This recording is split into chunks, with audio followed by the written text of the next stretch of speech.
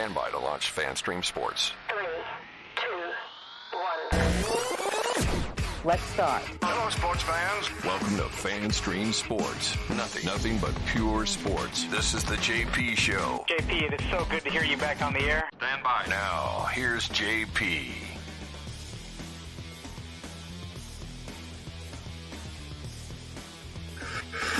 All righty, welcome into a special edition of the JP Peterson Show here after the Bucs take a horrific loss, 30-24, to the Kansas City Chiefs in a game.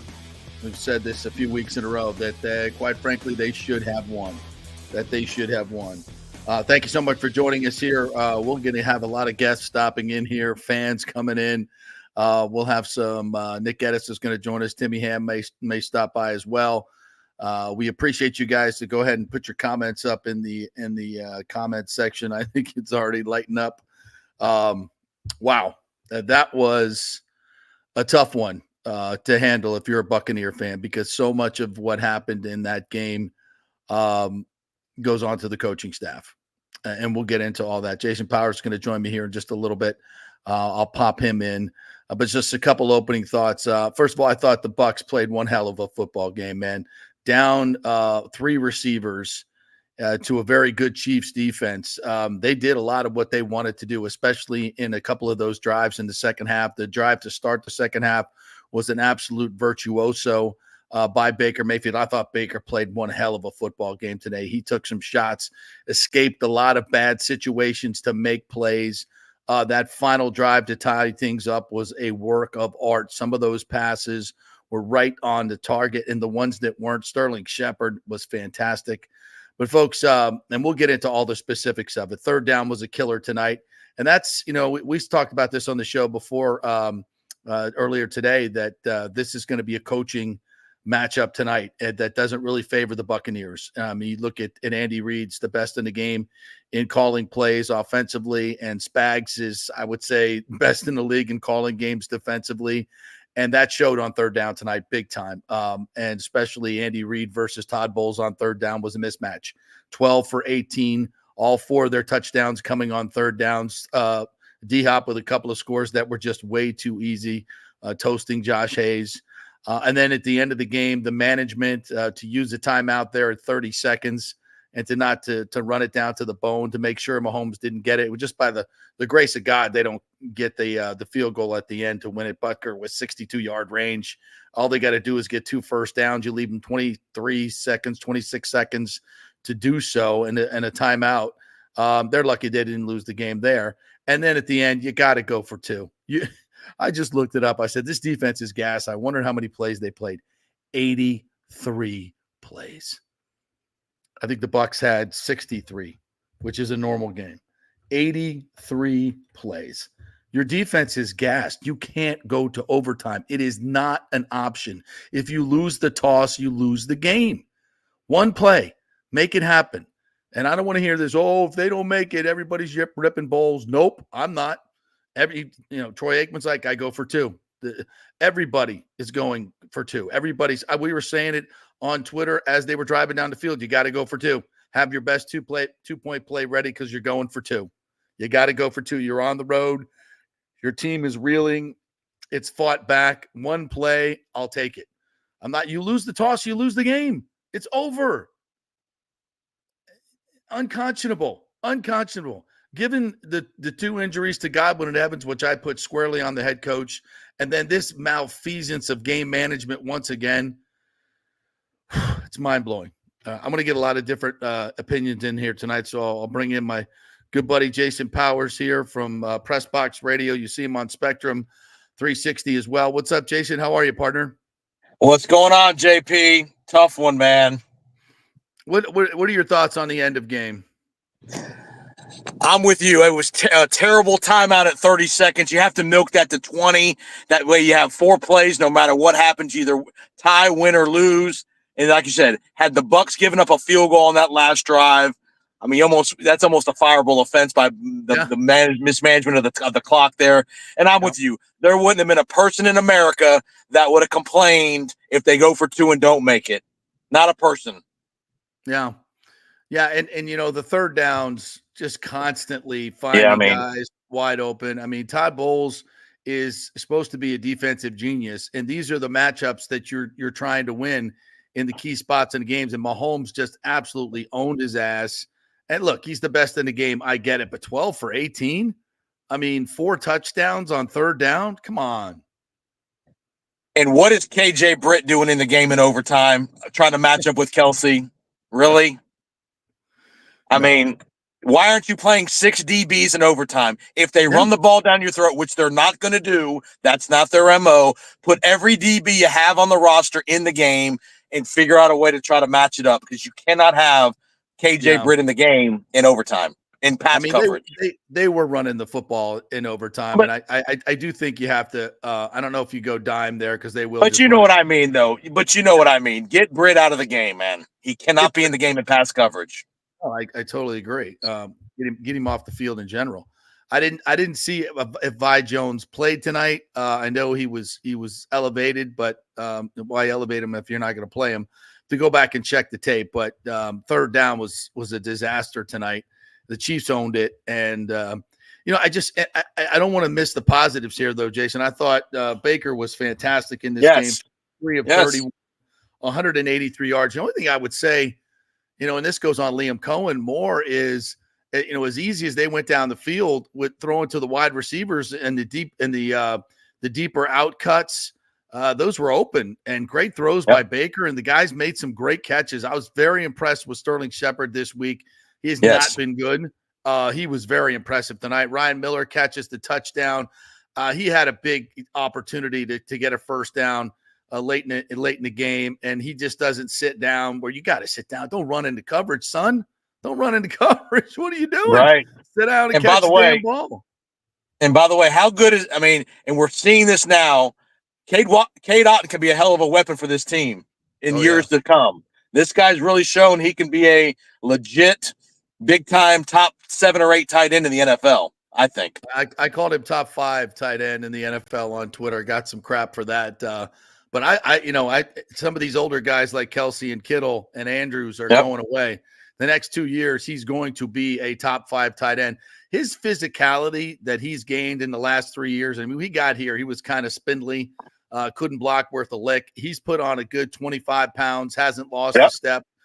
Great hands, and he catches the ball in traffic and takes shots.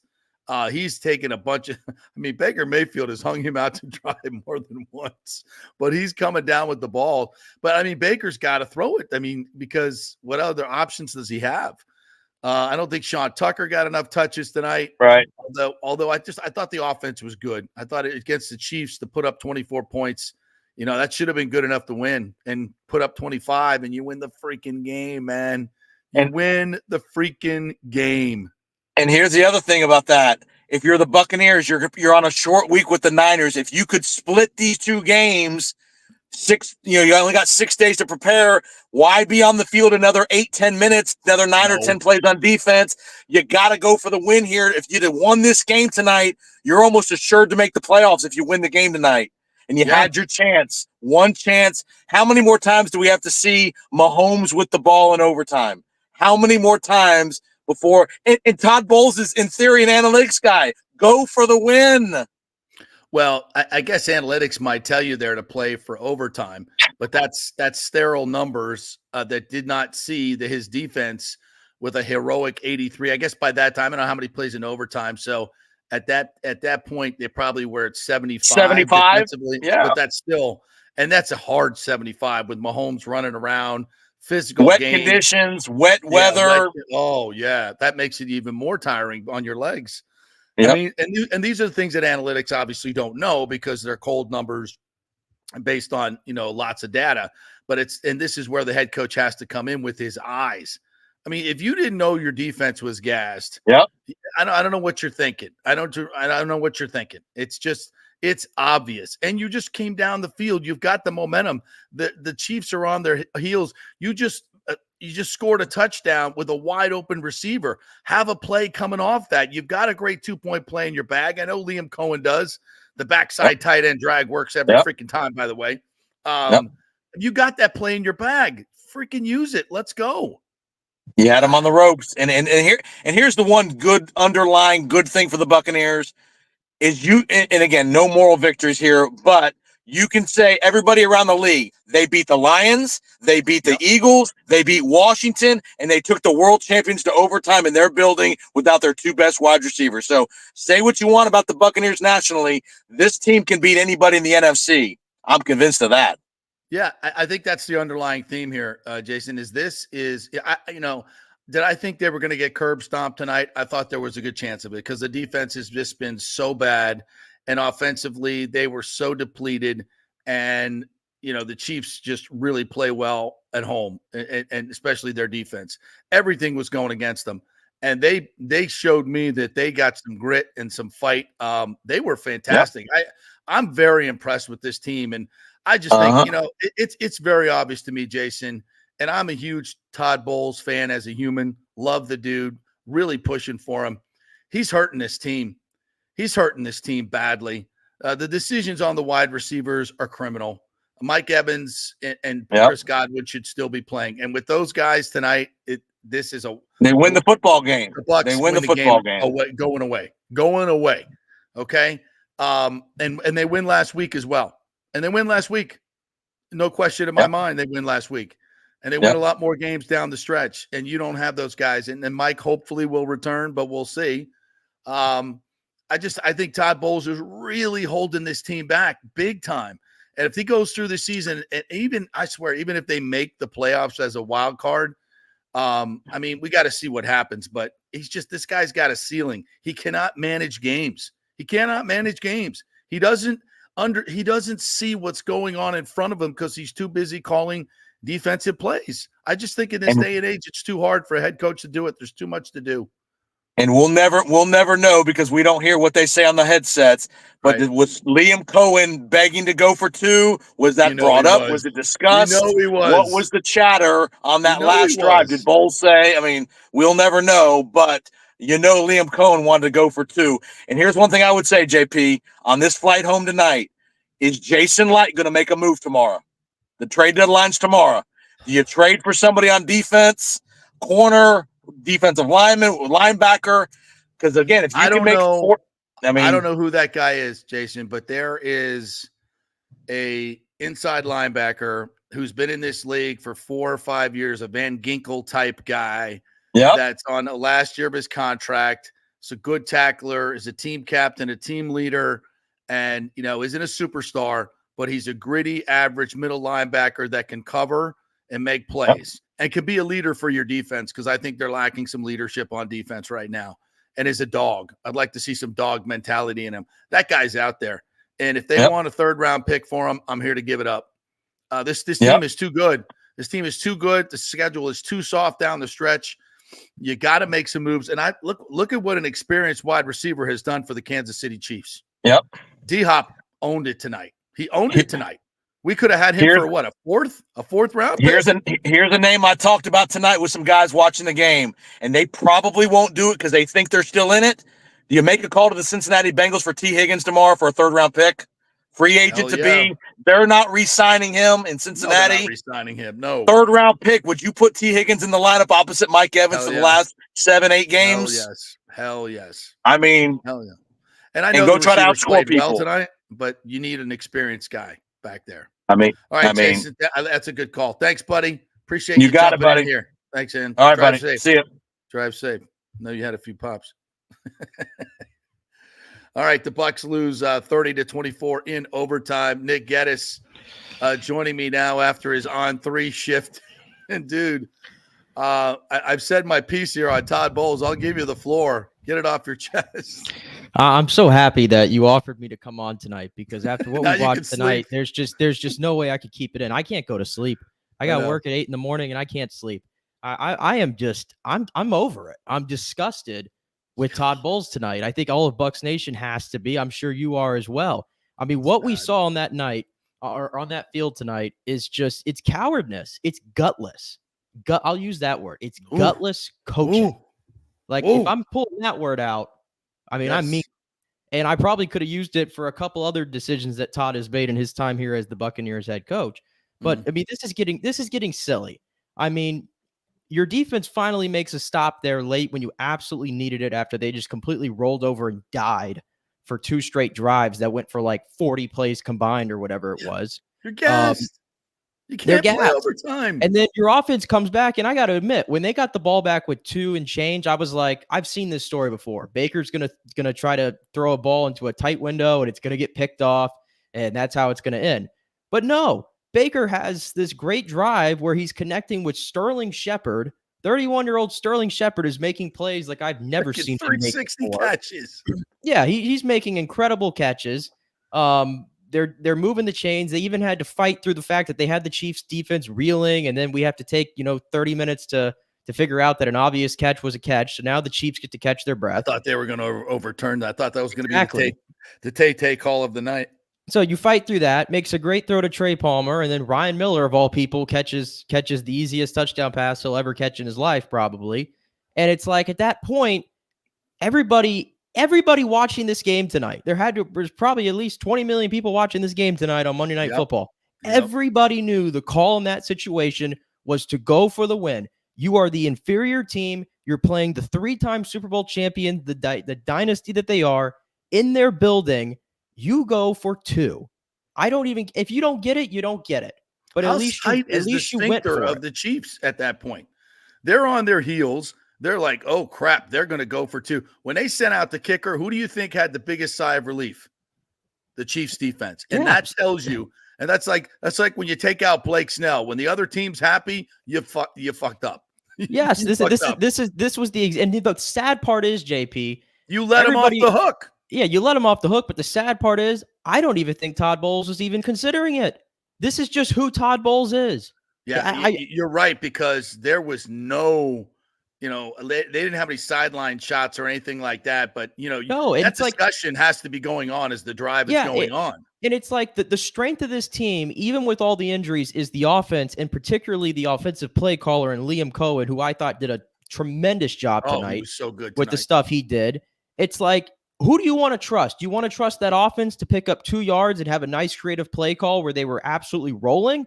Or do you want to take the chance where you probably are going to lose the coin toss because, shocker, the Chiefs never lose the coin toss when we go to overtime, and your defense is now going to have to go back out there after they've been out there for 80 plays against the best quarterback in the freaking world, who is now 6-0 in overtime in the regular season. Like, does none of this ever cross Todd Bowles' mind in that moment? I know what I just said is kind of a lot, but I'm not paid millions of dollars to make those decisions. Now, am I?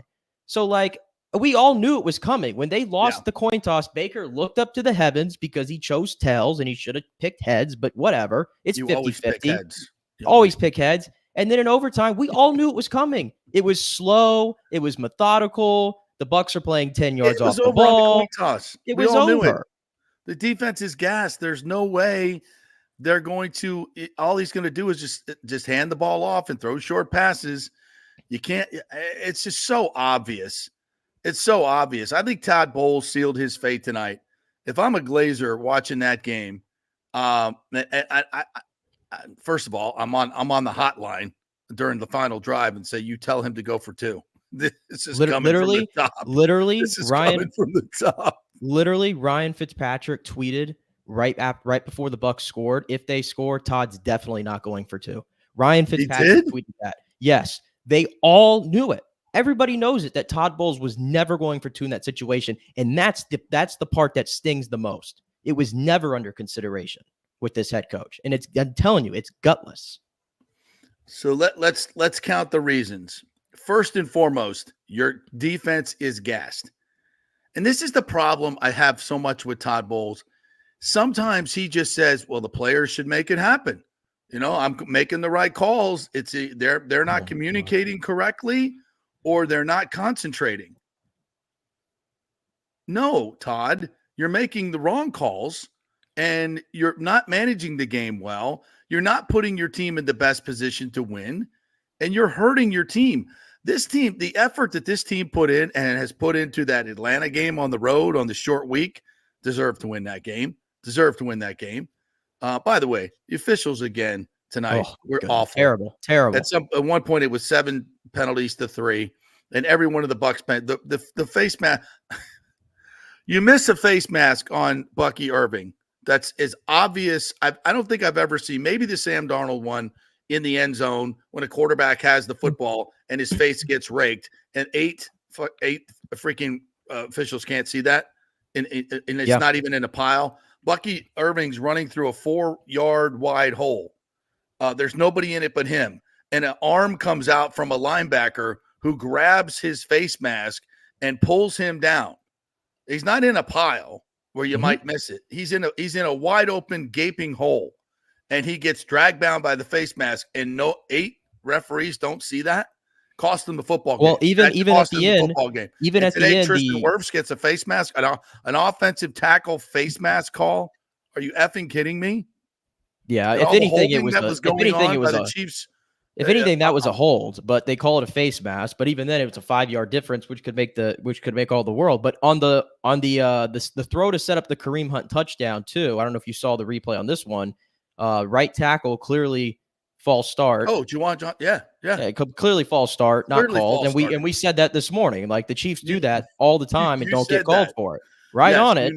You nailed it. Don't get called. And by the way, to go back to that decision. And how huge is that call? That goes from 3rd and 1 to 3rd and 6. Exactly. Now, are the Bucs really gonna make that stop? Probably not. But again, bad officiating. But to go back to the decision not to go for it, if you think I'm full of crap when I say that Todd Bowles probably didn't give any thought, I just combed through Twitter. Greg Auman just put up Todd Bowles' video of what he was saying about that. He said he gave very minor thought to going for 2 after the late touchdown and cited the wet field conditions. The same wet field conditions that they just drove 10 plays, 75 yards to get into the end zone. Nick. What? Are the Bucs the only team playing on the wet field? What does that even mean? It's the same for both teams. Defensive players can slip too. Oh my God. I don't even know how to I don't even know how to respond to that. That's just logically idiot. I don't even know what to call that. That's so stupid.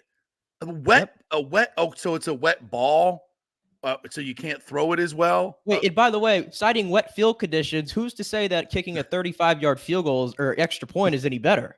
Right. Great point. But first of all, it starts and ends with the fact that your defense is gassed. But that's number one. Number two, you have the momentum. You're on the road, as you mentioned, an inferior team. You've just scored a touchdown. You're running the ball great, so you can either go run or pass. It's not one, and you've got a 2-point play that you really, really like. And I trust Liam Cohen to come have a really, really good 2-point play. And dadgummit, just put it in your players' hands and let them go. Look how good Baker was on that drive. Yes, look how good he was on that drive. They were rolling in here. How about this one? I'm continuing to go through Twitter for some reaction. Andy Reid asked if he was surprised by the decision. No, but I'm glad he didn't. Andy Reid knew. He knew. The Bucs were probably going to have a really good play schemed up and ready to go to at least give you a shot. And again, even if they don't get it for 2, are we really going to come on this show and then go, well, you should have kicked the extra point? Hell no. It's just bad process. It's bad process. And I'm over it because the Bucs, this is the best offense I think the Tampa Bay Buccaneers have ever put together in their 50 years of history, other than the Tom Brady years. Correct? Yep, I agree. You probably say that. And they're wasting it. They are wasting it. Even without their top 3 receivers. Even without their top 3 receivers. And most of this game today, they had like 2 combined catches from actual receivers for a large part of it. Even through all that, you still were tied with the freaking Kansas City Chiefs with 27 seconds left to go. They're wasting the best offense they've had without Tom Brady in the history of the franchise. I just, there's a lot of season left. And this team is good enough to beat the 49ers next week. There's no question about that. This team is good enough to win 6 of their final 7 games. I don't think there's any question about that. I thought the defense played better tonight in spots. They had a couple opportunities to get turnovers. I think they only got one, right? That was the strip of Kelsey from Antoine Winfield Jr. and a great play by Josh Hayes to rip that ball away from Kelsey at the bottom of the pile. But you probably could have had 3 or 4 more. Tips and overthrows, as Sal Palantonio said today. Tips and overthrows. He was begging to throw you one there on that last drive before overtime. God. Yes, he was. And Winfield read that one slant that D-Hop did not read. That could have been could have been pick 6. But it's not. It's not. And here we sit with 3 close games that I think every one of them mismanaged by Todd Bowles in terms of time and game management. Every single one of them that you could have won, that you could have and should have won. And we continue to talk about this time and time again. I said this before the season start, and I think it's borne out, especially tonight. I said, I love the chemistry of this team. I think they can be a really good defense. I've been wrong on that, although they were good in the beginning. They were really good in the beginning. And then they showed who they really are. They showed who they really are in the second half. They showed who they are because all of a sudden Kansas City started running the ball down their throat. It was easy. Kareem Hunt was doing nothing in the first half. Yeah. And then the second half immediately took over the game. The middle of the field is still wide. The middle of the field is still just, it's easy pickings for everybody. What was the third down tonight? 12 of 18 on third down. And all 4 touchdowns on third down. You forced 18 third downs tonight for Kansas City. And plenty of 3rd and longs. It wasn't like the usual Kansas City. Yeah, there were a few 3rd and 4s, 3rd and 6s, but there were a few 3rd and 8s, 3rd and 12s too that they picked up, which is no good. And I said, this is going to be a game of coaching matchups, and I said the Chiefs have the matchup here. Andy versus Todd. That's an Andy, and Spags versus Liam. With all due respect to Liam. He's not going to get the nod there. But Liam held his own today better than any other offense has against the Chiefs. Yeah. But to your point about the matchups, one of the problems I feel like I see with this defense is you hear Todd say it a lot. We like our guys. We like our guys. I need you to like your guys a little bit less. And I need you to understand that some of these guys are just inferior to the competition. Right. I bring that up because Josh Hayes being in single coverage against DeAndre Hopkins late in the football game with 0 help is a freaking joke. It's a joke. Well, why? And one of the staples, he needs a safety help on that. Bracket D-Hop, absolutely. And you're not going to bracket him, and it's something that Bowles doesn't like to do, and I don't know why. And especially now that you have one corner, Zion McCollum, who's so much better than your second corner. Like the difference is off the charts. But he never travels with the best receiver. He never does that. I think that's a flaw in the defense. I think it's a flaw in the defense. When you can stick Zion McCollum on, I know this, he's not going to give up that easy slant for the touchdown. My Lord, how easy was that? I mean, that's easy. And then on the last drive of the game, they're playing like 10 yards off the ball. Yeah. And he throws a quick out route to DeAndre Hopkins. And guess what? Hayes comes in with poor technique because the Bucs have to be the worst tackling team in the league, probably not named Carolina. And he comes in like a bat out of hell. DeAndre Hopkins, a veteran receiver, what does he do? He baits him into it and then runs up the field for 10 more yards. Yeah, as of last week, I saw a stat where the Bucs were the second worst tackling team on I believe it was on running backs or maybe in wide receivers, but they were the second worst tackling team, missed tackles. Not a shock from a numerical standpoint.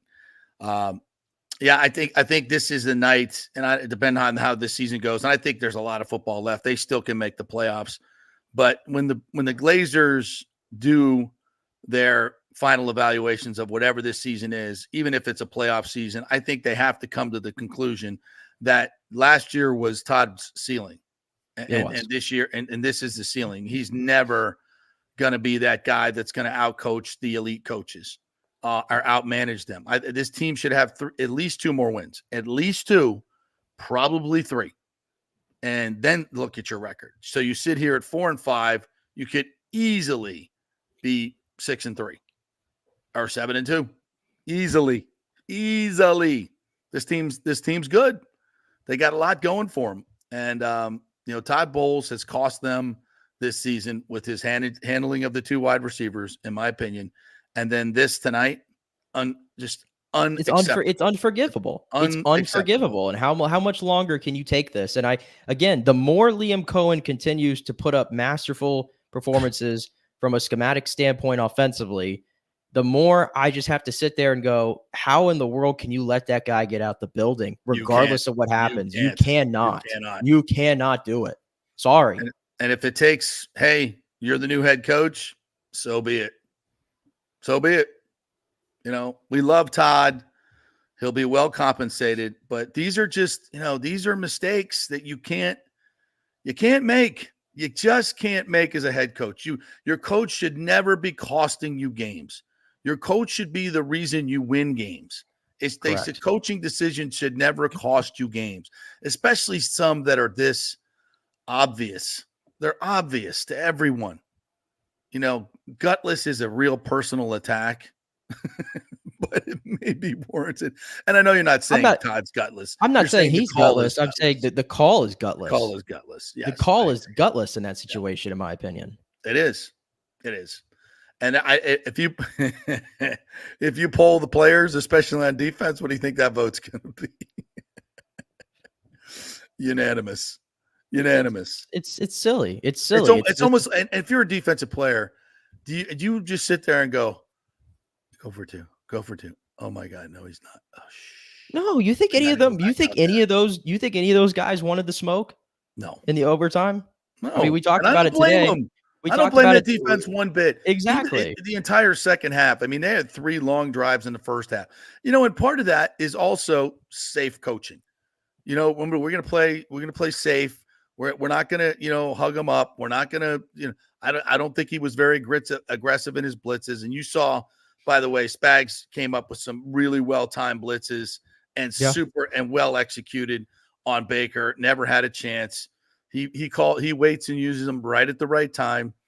And, Bowles is a he's a very blitz heavy guy, but his blitzes aren't effective. His blitzes aren't good. If you're blitzing and you're not getting there, they're not. You're just leaving yourself open on the back end. You never want to be open. And again, I saw some people saying tonight that the defensive line gave the Bucs defense a chance tonight, and they had some nice moments early in the game, but it was all Vita Vea, and then Kalijah Kancey did a really good job. He played a lot tonight. And as he should. You're paying him a lot of money. He should stay in the game for most of it. But I think that was a bit of a philosophical change for Bowles, and I liked it. That was something he did right. But is it a good sign, JP, that at this point in the season, Vita Vea has 5 sacks and JTS, Yaya Diaby, and Anthony Nelson have 5 combined?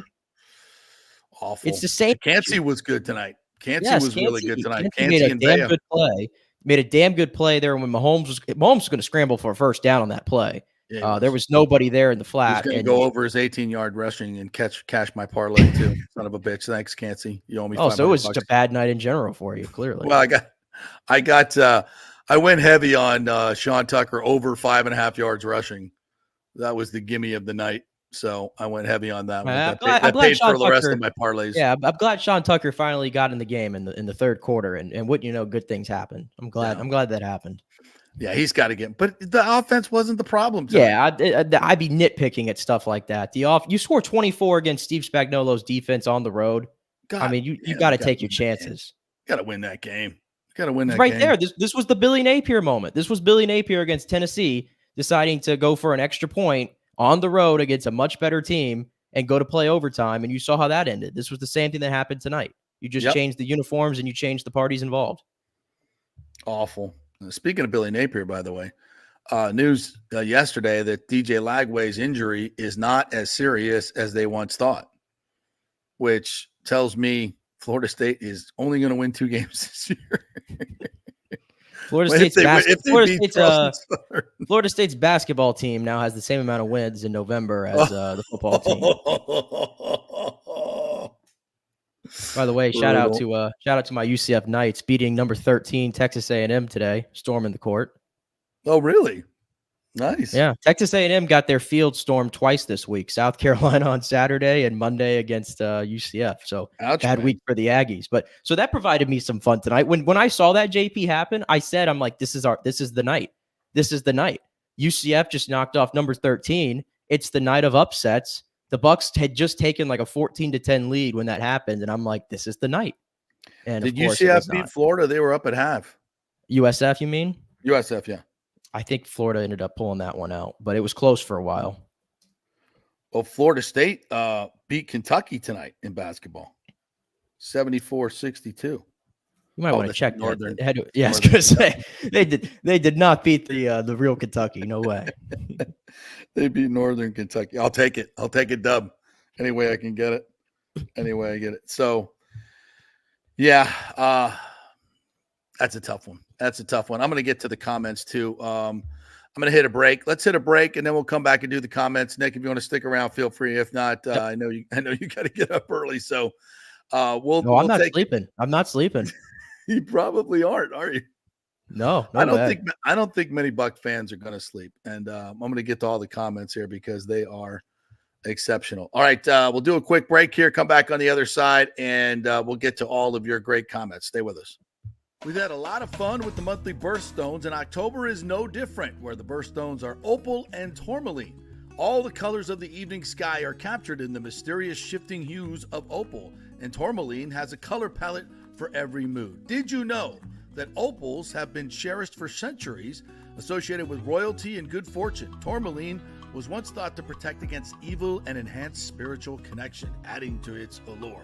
And during the 40th anniversary, you could find a special selection of this precious gemstone, from stunning rings and necklaces to elegant earrings and bracelets. Of course, Steve Weintraub handpicks every piece for its brilliance and quality. The expert staff will help you find the perfect gift, whether it's for a loved one, a special occasion, or a treat for yourself. Visit the Gold and Diamond Source today, where you'll always find the perfect gift. It's more than jewelry, it's love. Hey, it's football season, so we welcome back the FSU Football Report every Monday and Friday on the JP Peterson Show, sponsored by those huge FSU fans at Italiano Insurance. They'll save you money as well. Just do a quick insurance checkup, 813-877-7799. They just saved me $500 on homeowners insurance. Who's doing that? Yeah, they just shopped it around, found a better, cheaper company, and we got a cheaper price. And business insurance, make sure you're covered or you could lose your personal wealth. That's 813-877-7799. ItalianoInsurance.com. Go Noles. Hey Tampa Bay sports fans, this is two-time LPGA major champion Jane Geddes here. After winning the US Open and 10 other LPGA events, I wanted to try something completely different. So I came right off the top turnbuckle and landed in the crazy world of WWE. And yes, you heard that right, that's WWE. Working for the Vince McMahon as the VP of Talent Relations for the company. Now, though, I want to work for you. Everything I've done in my life, I've done with incredible passion. And now I've turned my focus to leading the best real estate team in Tampa Bay, the Geddes Gordon Group with Keller Williams in South Tampa. If you're looking for a new home, an investment property, or looking to sell your current home, we will give you major championship level service. When you choose Geddes Gordon Group, you become part of our inner circle, like family. So if you're looking for a few golf tips or a golf course view, we're going to stripe it right down the fairway. Call me at 813-485-6808 or go to gettysgordongroup.com, or again, give me a ring at 813-485-6808. JP here for Third Generation AC and Plumbing. And Third Generation really says it all, folks. The owner, my friend John Rodriguez, has been in the AC and plumbing business since 1995. They built their business on honest assessments and doing great work on time for a great price. Simple, right? Did you know many AC techs are incentivized on big commissions to sell new AC units, and you might just need a drain cleared? So if you want someone you can trust, that's John Rodriguez and Third Generation Services. Check out the 5-star Google reviews. If you have a plumbing or AC emergency, call 813-961-8024 and a human will answer the phone. That's 813-961-8024 or go to thirdgenerationplumbing.com. Ciao, Paolo Tini here, owner of Caffè Paradiso, one of South Tampa premier traditional Italian restaurant. We were recently voted number 3 on Open Table list of Tampa Bay's top 10 restaurants. We're very proud of that because we take great care of preparing each dish by hand with homemade sauces, pastas, only the freshest local ingredients. You won't see the big institutional vendor trucks pulling up to our back door. We get our seafood from local vendors. Sometimes I even drive out to Tarpon Springs and pick out our daily catch right off those boats. So stop by and say hello. Try our traditional lasagna, the fresh veal, some of our signature dishes like capelli al granchio, that is angel hair with lump crab meat, our branzino, that is a sea bass. We're located at 4205 South McDill, and you can make a reservation on Open Table and read all the great reviews. See you soon. Ciao. Grazie. Let's go. Right now. Back to the show on FanStream Sports. All right, welcome back to the JP Peterson Show, special edition post game, and we'll also get into some other interesting things that happened in the Tampa Bay sports world yesterday. Some basketball to talk about, some lightning to talk about, and as we mentioned, DJ Lagway looks like he might be available this week against Texas. Well, I might hold him out this week. There's a few other games that you might have a better opportunity to win, but we'll see what Florida does with that. Nick Geddes joining me here from On3 Sports. I do have the Bowls sound. It's courtesy of Pewter Report. And I believe this is about his decision to not go for two. Very minor. We wanted to get it to overtime with the wet conditions on the field. We felt like we had to go in overtime instead of go for two. So we had our shots. We lost the game. I don't know. Okay. Minor thought given to going for two. Minor thought. That's damning, Nick.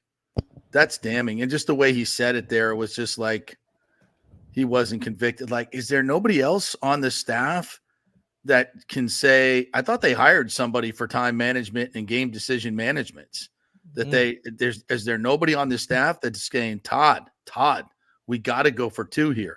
And again, it's not a staff decision. That there has to be talking going on. If there's not a discussion about that, then something's wrong there. Just minor thought given. I mean, Twitter is ablaze. That's what I'm saying. Like wrote a big post about this. I mean, this is unconscionable. Yeah, Aikman on the broadcast. Aikman on the broadcast knew it too. The entire time he was saying I would go for two. I'd go for two. And again, it's like, oh, Troy, if only it was ever under consideration. Like it never was. The fact that Fitz put that out there beforehand was very telling. And again, it would be one thing. I still would not make an excuse for it, but it'd be one thing if Todd Bowles had been like a first-year head coach going through this for the first time. This is now what, year 7, year 8 of him as a head coach, considering his time with New York. Like, it's not changing. It's not getting better. It's arguably getting worse. And let me just put this to you. If Liam Cohen was the head coach, what do you think he would have done? Oh, well, on one side of it, he's a Mark Stoops disciple. And on the other side of it, he spent a little time around Sean McVay. So maybe it's a 50-50 shot. I don't know. I don't think it's a 50-50 shot. I'm thinking he's got a play ready to go and he wants to run it. Let's go to win the game. Bucks Basement says, fire Bowles. I've had it. His horrendous coaching has cost the Bucks 3 games. Enough of this BS of he's a good man. He's not going to get us to the promised land. Hold him accountable. We're holding him accountable. I just, I always have to put my disclaimer out there because I do like the dude and I think the world of him. But as a football coach, he's just, as I said before the season, he will hold this team back.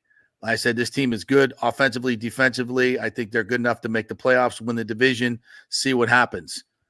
I think they'll be much better offensively with Liam Cohen. This could be a really good football team. I said my biggest question mark on this team is the head coach, is the coaching of this team and how he will manage games.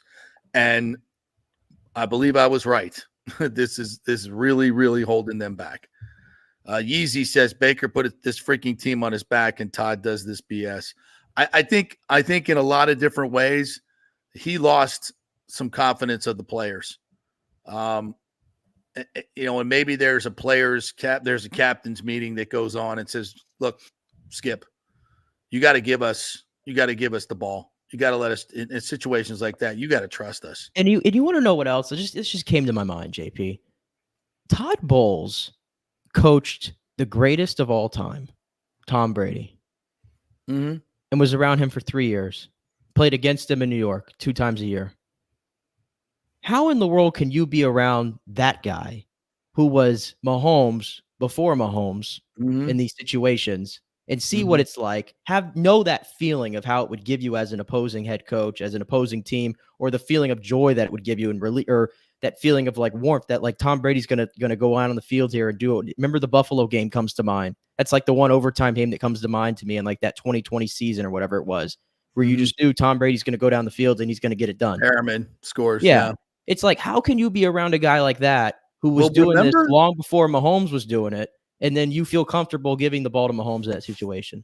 Remember the game? I can't remember the specific Scott. Oh, where's Scott Reynolds when I need him? He remembers these details. Like when Brady had the ball with a chance to win the game, about 35, 40 seconds left, and Bowles like told him to run the ball, and then he completes a long ball, and there's remember that game?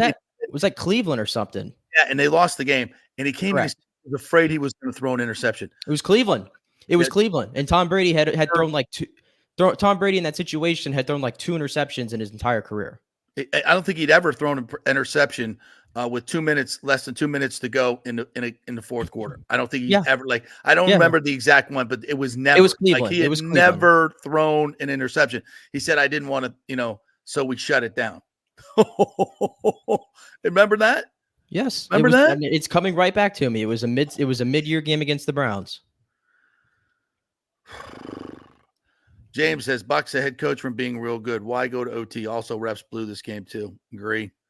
Yeezy's on fire today. Missing wide receiver 1, 2, and 3. You don't go for 2. Well, that's probably a reason you wouldn't go for 2. But listen, you got more than enough weapons from the 2-yard line. You can run it. You can run it with Rashad. You can run it with Bucky. You can run it with Sean Tucker. You can. Kate Otten was making plays all night. Kate Otten making Shepard's plays. Making plays. Shepard's making. I mean, and you got one of the most creative play callers in the league right now. Yeah, and you got to play. But no, I'd rather risk my 31st ranked defense in the NFL making a stop against Patrick Mahomes in overtime on the road. That sounds better to me. And they've been on the field for 80 plays. Yeah, that sounds better to me. Yep. On a wet night. Yeah. I mean, Jesus Christ. Mike Holcomb, what's up, buddy? Todd, no balls, bowls. About says it. TJC 22, former quarterback. Is there not an advisor yelling in his ear, "Hey, Todd, we've played 73 defensive snaps thus far, most of which were just physical second half running"? I mean, yes. Even if you didn't know the number, you could just look on the field and see the dudes are gassed. Come on, dog. Michael LaRue should have gone for 2. We can always rhyme with your name. I don't know what it is. TJC, except they were running it down their throat at that point. They were. I mean, again, the defense was gassed. There was no way. If you lose the toss, you're done. So basically, you're just saying, I'm going to take a 50-50. And if you win the toss, now Chiefs defense, it's not tired at home. Refs against you, as far as I'm concerned. I mean, I just don't. Even if you get the ball, I mean, I know Baker just went down the field, so I feel if we get the ball, we got a shot. But to me, you got to make 10, 12 plays to win the game. I want to make one. That's all I want to do. I need one play, and I've got a good play. I don't know what it is, but I got a good play. James says Vi Jones played a couple plays. Bucks in third quarter were ready to dominate to score another touchdown, but refs called a face mask. Yeah, that one. Oh, my goodness. Can I interrupt real quick? Yes. I hate to interrupt going through these great comments because y'all are bringing it tonight. But I'm going through Twitter. I'm just seeing all these different things. The Bucks this is unbelievable. Travis Kelce had 14 catches tonight. Did you know he just became the first 35-plus-year-old to have 14-plus catches at any position in the history of the NFL? Yeah, that makes sense. And by the way, DeAndre Hopkins, there's this thing going on tonight. Like, remember when people told me a week ago that DeAndre Hopkins was washed? I knew this was going to happen. DeAndre Hopkins has a really good game on Monday Night Football, and everybody says, "Oh, see, look, DeAndre Hopkins." Don't be fooled. Don't be fooled. The Bucks defense, it makes it incredibly easy for all these players. But it's such an indictment at this point. They can't stop anybody. They just cannot stop anybody right now whatsoever. And those two things right there just illustrate that point. But continue. Yeah, good point. Yeah, and keep perusing Twitter, see if you get any other because I haven't heard anything from Baker's comments yet. So see if something comes up, let me know. TJC, why aggression of your opponent should not play in any decision not to go for it. I'm not sure what he's talking about there. What was that?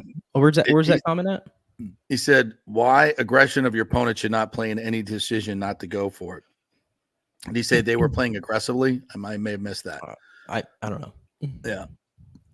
Todd Bowles can't manage games or seasons. Absolutely true. He says, TJC, and I quote, said, with the wet conditions, we felt we needed to go to OT. You just went 10 plays in 2 minutes for 70-plus yards. What the hell? Yeah. I mean, that makes no sense. I mean, clearly, I don't think it was even raining at that point, and they keep the balls really dry. They're pretty good at that. So that should not even play into it at all. The fact that did he not notice his defense was gassed? How do you not know that?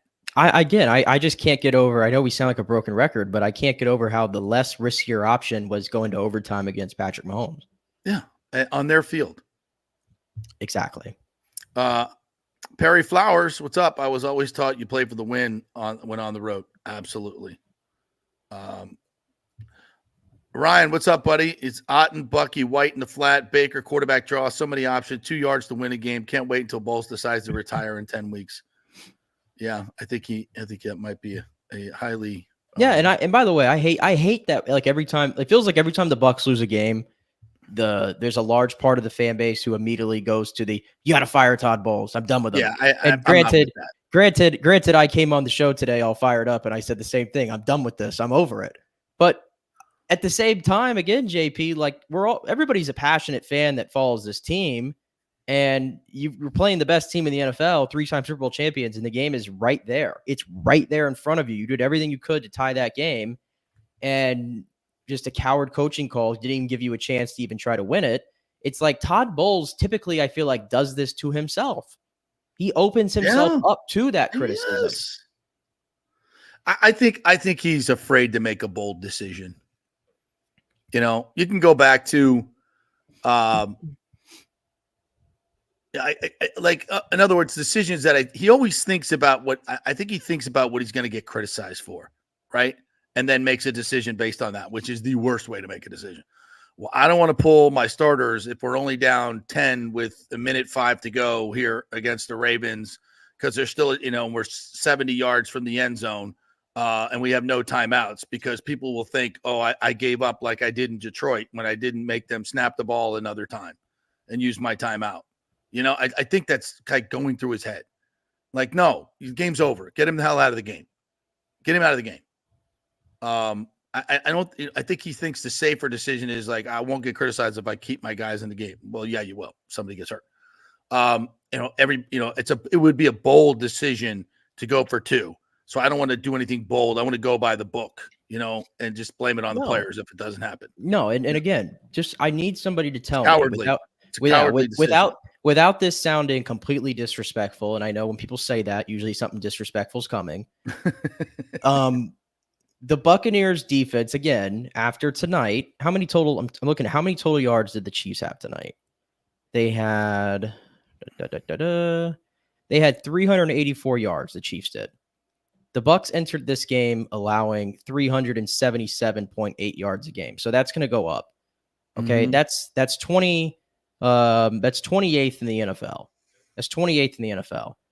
In terms of points given up this year, they are 28th as well. Okay. And now if you add on 30 to 135, they've given up 165 points in the last 5 games. So the defense is not good. It's taken many steps back this year. He runs that unit exclusively. And then he does stuff like this, where I would call it his quote unquote head coaching duties, where he's very subpar in. And I come back to that question. What value is Todd Bowles, positive value is Todd Bowles bringing you right now? What positive value is he bringing you? That sounds really harsh. I get it. But I think it's a real question to ask right now in this moment. I agree. Here's some Baker sound that Jenna Lane posted from ESPN. Let's see if you can hear it. It's a team like that. It comes down to little things. Everybody has a hand in this one. I think before the half, penalties and not completing the ball, a couple of easy throws on that last drive before halftime, but really giving away 3 points. When you look at it against a team like this, that's the difference. Okay? So, just disappointing overall, but a bright spot. And it's against a team on the offense like that. Like it's you can only give them so many chances. So, coin toss, that's what happens. But then, I'm proud of all the guys we had on offense that stepped up, and Todd had a good message. We're that close, and don't get used to losing, but just turn this thing around, and got a home game next week against an NFC opponent, and got to find a way to win. That's it. It's a team like that. It comes down. So Bowles said, "We're that close. Don't get used to losing." We're that close. Wow. And did you hear what Baker said? You can't give a team like that many chances. That was his way of saying we should have gone for 2. Am I wrong? Am I reading that incorrectly? Listen, the Bucs pulled off the miracle of the night by getting 2 back-to-back stops late in that game, because when the Bucs go 3 and out, when they got the ball back with 3 minutes or something like that, I think we all figured, okay, the Bucs are not touching the ball for the rest of the night. Give the defense credit. They make a quick stop. Bucs get the ball back. But then the other part of this equation, which I'm not sure if you hit on earlier, was the timeout that he called right before the touchdown, which just seemed, again, bad process. Panic move. Bad process. You leave too much time on the clock for Mahomes, but thankfully your defense makes another stop. So as far as I'm concerned, your defense is not good. They haven't played well. They've been on the field, but you know what? They made 2 stops when you absolutely needed it. Yep. Why try to go back to the well for a 3rd time? Yep. Why? And it wasn't. It's like we can complain about it. We can talk about it till we're blue in the face. It'll never make sense to me. Richard Francis jumping in here. Thank you for jumping in. Said, I always felt you could tell a good coach when they have all 3 timeouts at the end of the game for the final drive. Absolutely. That was the first thing I looked at. I looked at how many timeouts, and I'm like, oh, well, they got 3. Of course they do. Of course they do. They don't waste timeouts like Bowles does.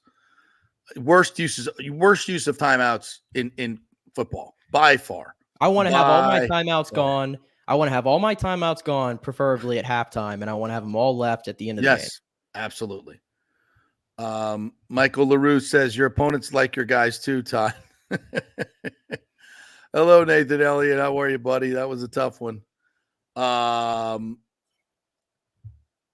AP FSU finished 111. They will not beat Charleston Southern. Shut up, James. Charleston Southern's won 1 game. I told you that this morning, and you said it was still on the table. Oh my God. Joe Biden just called this Bucs defense garbage. He called all of y'all garbage, by the way. James says, I'm sure Liam said, let's go for 2. This team needs to be 5-5 to have a chance. It should have been done tonight. You also had to beat the refs and the Chiefs. Refs cost us first Falcon game and tonight. Hard to argue. Michael LaRue says Baker Mayfield knew the game was over when the Bucs lost the coin toss. Well, he lost the coin toss, jerk, idiot. Bowles defense also gave up 4th and 10 to tie the game. That was back in the he's talking about that Cleveland game, which you brought up, which was right. A complete nightmare. Didn't call a timeout. Here it is. Didn't call a timeout. Read 20, 30 seconds off the clock. Brady hit a 30-yard pass, and Bowles called the timeout at midfield with like 10 seconds left. Yeah, we have unfortunately been down this road too many times over the last 3 years. How many games have the Bucs they've been so winnable? Like, it's crazy. Like they're basically a 500 team with Todd Bowles as their head coach, and it could easily be flipped in the other direction if not for these silly decisions. So I don't know. James Flash Ludeman here called the game didn't happen. Ideally would not have called a timeout with 30 seconds to go. Run it out till like 15, run a play before that, then go for 2. Todd Bowles just has no awareness. And he's no awareness and just like no plan. Like, Andy Reid's gonna run it to perfection. Yeah, Brady's going to run it. Usually coaches have those answers long before they get down to that point. Yeah. Todd has no – I don't think he has any confidence in himself to do that, to be quite honest. What else is here? He said Todd Bowles has the losing record as Bucs head coach now at 22-24. Is that including playoffs? It might be. Well, he was 8-9 his first year. His second year, they were 9-8, and now they're 4-5. Yeah. So yeah. Chris Arall says that the field conditions were so bad, why throw a touchdown pass to set up the tie? Bowles continues to coach scared. The field condition makes no sense. Makes no sense. Did you see any impact of the field conditions all night? Like I saw maybe a couple on that balls go through hands. Like that one throw that Baker threw over the middle of the field to Cade looked like it came out a little high on him. Yeah. But like I don't recall anything else. Like there was nobody really like putting the ball on the ground. Like Kelsey, yeah, but that got knocked out. There was for all the running that took place tonight, there was never anything like that either. But in last drive, I mean, Baker's throwing freaking laser beams. He's throwing lasers. He's got a good grip on the ball. He's spinning it. Guys are catching it. You're on the march. You take it right down their throat. And I'm telling you, this is all you poll every one of those Kansas City Chief defenders. Do you think that they wanted them going for two? Hell freaking no. Just like Andy Reid said, I'm glad they didn't. I mean, that tells you all you need to know. Mm-hmm. Oh, yeah. That one's hard to take. All right, we'll hit another break. When we come back, I want to hit a little bit of college football and some other stuff that's happening in the Tampa Bay region. I want to thank all of our sponsors, by the way, the Jeeves Law Group, the Bay Area Modern Medical Center, Italiano Insurance, get that flood insurance. The Golden Diamond Source, always a great place to get that engagement ring. If you're going to pop the question at Christmas like I did last year, Golden Diamond Source, the place to go. The Geddes Gordon Group for all your real estate needs. Our good friend Jane Geddes, your auntie. Extravaganza Productions, if you have any type of big event going on, small event as well, but you want the professionals to produce it for you, it's Extravaganza Productions. They're the best in the business. Very reasonable as well. Get that free creative meeting. Tell them JP sent you. Third Generation Plumbing. Great folks over there, especially for you. If you need AC now, they do AC and all types of repair work for your home. So if you've had some damage for the hurricane, call Third Generation Plumbing and AC. Their website is thirdgenerationplumbing.com. And, of course, the great folks at Rogers Park and Cafe Paradiso. My good friend Paulo, who is pissed right now. Paulo is a big Bucs fan, and he is pissed. Probably had a little bit too much red wine tonight watching the game, I bet, as well. And he's really pissed, as he should be. I could use some red wine right now, for sure. I know. Even before bed. But I'm going to peace out. I'm going to try. I know I said I wouldn't sleep tonight, but realistically, I'm not built like that. I'm going to try to get some sleep tonight. I'm going to try to forget about this, and we'll be back on Thursday. Bang your head against the wall like 5 times. That'll knock you out. Yeah, for sure. I'll be back with y'all on Thursday as we're on to San Francisco. We're on to San Francisco. Yes, we are. All right. Thank you, Nick. Appreciate it. We will take a quick break here and come back on the other side to discuss some more business, some college football, some baseball news as well with the Rays. So stay with us. JP here for the Jeeves Law Group and my man, Scott Jeeves. If you're going to hire an attorney, do you want some guy looking for a quick settlement and a quick buck, or do you want an attorney with some chops? Scott is a board-certified civil trial lawyer and a certified circuit court mediator. Been practicing in the Tampa Bay area for over 30 years. He is a peer-reviewed AV preeminent rated civil trial lawyer. They just don't hand out those classifications. He's been the lead class action counsel on many complex consumer protection cases and has handled hundreds of serious personal injury cases. He's dedicated his career to protecting injured victims and is committed to vigorously representing you. We're local, we're trusted, and we get results. Personal injury and personal attention. Call for a free case evaluation. That's 888-9-JEEVES. That's 888-9-JEEVES. The Jeeves Law Group. Getting old is inevitable, but feeling and looking old is avoidable. If you're feeling run down, your workout sucks, or your sexual libido is not what it used to be, check out Bay Area Modern Medical Center. That happened to me a few years ago, and I found out I had the testosterone level of a second-grade girl. That's not good. Our food, environment, and stress can cause your T levels to drop. Bay Area Modern Medical Center can help, and they are different.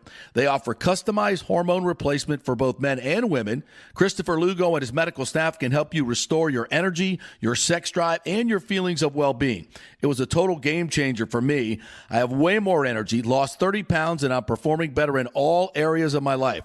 Nobody wants to talk about sexual health, but it's key to a balanced life. We offer discreet treatments with real-world results. So if you're suffering from a lack of interest in sex, ED, or lack of sexual stamina, Dr. Lugo and his staff can help. Take your health care to the next level at Bay Area Modern Medical Center, 844-977-3477 or BAMMC.com. JP here to ask the question, are you planning an event, meeting, or conference? If so, you'll want to call the designers and production professionals at Extravaganza Productions Incorporated. With over 35 years of experience in the events industry, designing and producing every type of small to large event, they can provide a huge resource for design ideas, audio, visual, sound, lighting, decor, and entertainment to turn your event into an incredible experience for the entire audience. Folks, I've worked up close and personal with this group at many national events and Tampa events, and they have unique capabilities that help you save time and money in the planning and execution of your next event. Don't delay. Call these pros today at 813-621-4700 or check out their website at extravaganzaproductions.com. Tell them JP sent you, and they'll provide a free initial consultation for your event. Extravaganza Productions, the best in the business. Hey, if you love golf and the new Top Tracer virtual golf experiences that have taken the golf world by storm, well, you're going to love the new Top Tracer range at Rogers Park in Tampa. It combines the fun of competing virtually on the world's greatest courses like Pebble Beach or St. Andrews with an outdoor range experience to track your ball, not just hitting it to that net. I love it. They have great brand new spacious covered bays, huge fans blowing down. It's very enjoyable even when it's hot. So grab your golf buddies. Great price, $25 an hour up to $45 at peak times. Balls are included, and you can also play the new short course for just $9. It's all at rogersparkgolf.net. To reserve a bay, go to rogersparkgolf.net. I'll see you there. Let's go. Right now, back to the show on FanStream Sports. All right, welcome back to the JP Peterson Show, special edition post-game show here. We're not live if you're watching 10 to 12, as normally we are live. So that's why I'm not reading your comments, but you can still put them in there if you want. So we wanted to do a little post-game show tonight, get some immediate reaction. I'm glad we did, because this was a tough one to take. I will say this. I think everybody circled this as a loss on the schedule, but it wasn't. It didn't have to be. Obviously, it's an NFL game. This was an incredibly winnable game. They've had all of their losses, I think, except the one to Denver and the Ravens too, obviously. So those two were blowouts, but the two Atlanta games and this one, eminently winnable. Should definitely have at least one of them. So at this point, you would be 4-5 now. So you'd be 5-4 with a winnable game against the 49ers coming up. Now, I'm not sure. There's been word that McCaffrey is going to come back and play for this one. Obviously, I don't know if it makes that much difference, to be honestly. I think they're going to run the football either way on the Buccaneers. So, but how do you come back for this one at a short week? I just think this team is good enough. It's a shame that their head coach is just holding them back. I know it's getting a little bit repetitive, but all right, I wanted to I'm going to play this little soundbite here. I'm not sure if you're going to hear it very well. The audio is not great, but this is Andy Reid being asked about if he was surprised if Bowles went for two. No. But I'm glad he didn't. Yeah, but I'm glad he didn't. And everybody laughs. Everybody's laughing, except the Buccaneers and their fans today. No question about that. So another big story happened yesterday in Tampa Bay, one that's all too familiar to myself, as Jay Retcher, Zach Blobner, and John Momola, the program director at my former station, 620 WDAE, were let go. And the afternoon show is no more, replaced by, of all things, the Colin Cowherd Show, which is part of the iHeart family. I mean, come on. How about a nice college football in the South show? That'd be nice. You think, I mean, this is just such a terrible decision on so many levels. And this is a corporate decision, I was told by some people in the building. It's a corporate decision based on declining ratings. The ratings, they've been 18th and 19th in the ratings for years and years and years. They just, that rut.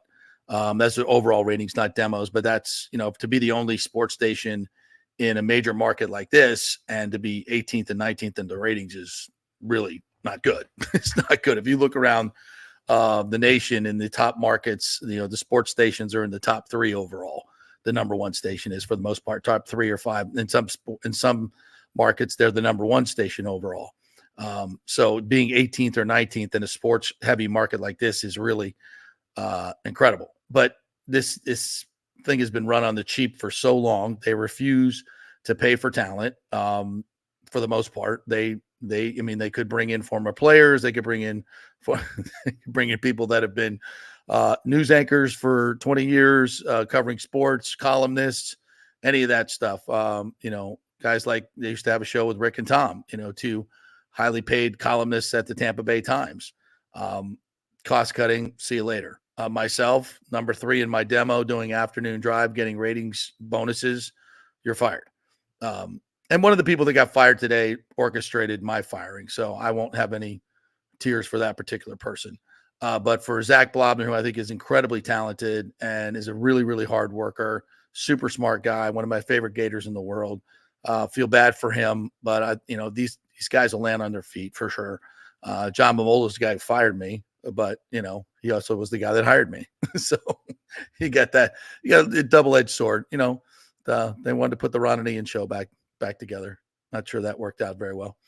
But anyway, in all of those changes that were made from the glory days of Chris Thomas and the Big Dog and some much better rated shows, the Ron and JP show for one. The ratings have tumbled. There's no question about that. But I don't even think it's about those guys, to be quite honest. To me, where the outrage comes is the fact that you now are paying 3 hosts at WDAE, none of which has been a former columnist, a former sports anchor, a former sports writer, or a current sports writer, as you see, or an athlete or an ex-coach, as you see all across markets this size everywhere. There's major talent being paid. And there's a lot of talent in this marketplace that live here that they just won't even think about paying.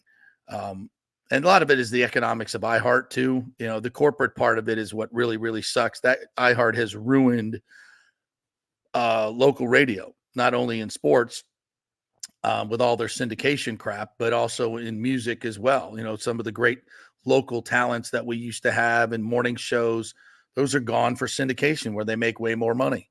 And it's a shame. And most of this is corporate bullshit. And this is why what we do, we are not corporate media. And that's why we thank all these sponsors at the bottom. And I hope you visit them and you tell them, just send them a note on social media that you appreciate the fact that they support independent media. And, do they get crap sometimes? Yes, they do. But they support me because they think it's important that all voices be heard. And that's one of the great reasons you should visit a lot of these sponsors that we have, and we really appreciate them for doing so. So please send them a note. But when you're talking about corporate media, this is what you get. So they now have 3 hosts on the only sports station, a morning show and an afternoon show with Tom Krasnicki. The morning show I had heard was close to getting the chop as well. And that'll be the next one to go. They'll eventually get the one. I've heard the major plan is for them to merger with the iHeart affiliate in Orlando and combine the talents and have syndicated shows that way. So you can hear all about the Orlando Magic and the Orlando City, which, by the way, Orlando City will be coming to play in Raymond James Stadium. Another big win for Rob Higgins and the Tampa Sports Commission. They got the Florida-Georgia game. They landed the Savannah Bananas at Raymond James Stadium, their first NFL stadium. They were going to play the Trop. Now they're going to play at Raymond James. And now this, as Lionel Messi from Orlando City will be coming to play against Orlando City, the Messi of Miami will play against Orlando City in a preseason game. Now, there has been a preseason game, I was told, that Messi was supposed to play and didn't end up playing. So let's hope that doesn't happen. But a big win for Tampa Bay. They get that. So, and it's just such a great market. And this is sad. This is really sad that we have one sports radio station in this market. Now we only have 2 local shows, and you put Colin Cowherd on, who talks NBA, Lakers nonstop, Cowboys nonstop, Jets nonstop, NBA. I mean, just stuff that this market is not interested in. He's a California dude, sellout. I mean, I used to love Colin Cowherd. Can't stand listening to him now. Dude's totally changed since he moved to the left coast. Shocking development. So this is not a great development for local sports folks. And J&Z were great local folks. They promoted the local stuff. They got out there. They did it the way it was supposed to be done. You may have issues with the show, what it sounded like. I'll just leave it at that. But they worked their ass off, and it was local. And that's what people want to hear, not Colin Cowherd. I don't know how a management can defend this move. They can't, and they consistently keep doing things that pisses off the people. So, and that's why we have this show. This is why we have great podcasts. The Pewter Report has great Bucks coverage in their podcasts. Joe Bucks fan, Ira Kaufman's podcast, absolutely fantastic. Jason Powers has a great local podcast. Spectrum Sports does a great job covering local sports. I don't want to miss any of the podcasts. I know I'm probably missing some, but I know those are the ones I listen to. Locked On Rays is another one. There's a lot of good local podcasts, and we're going to continue to build this network as well. We're looking to get more local shows on at the FanStream Sports Tampa Bay network. We just built a new studio in South Tampa, and we're going to add shows. We're going to add content with that. And by the way, BJ Daniels will be joining me in studio on Wednesday to talk about his book and his incredible life story. So he'll talk a lot of football too. We'll be going, he'll join me for the whole 2 hours on Wednesday, BJ Daniels. So you USF people jump on in, and we'll chat with him. So we'll be doing a lot of that because we have the studio now in South Tampa, very convenient for people to get to. So we hope to bring in lots of folks. And that's what we're doing to bring you the best local coverage that we possibly can. Our website is fanstreamsports.com. We're going to be launching a little bit more of FanStream Sports Tampa Bay.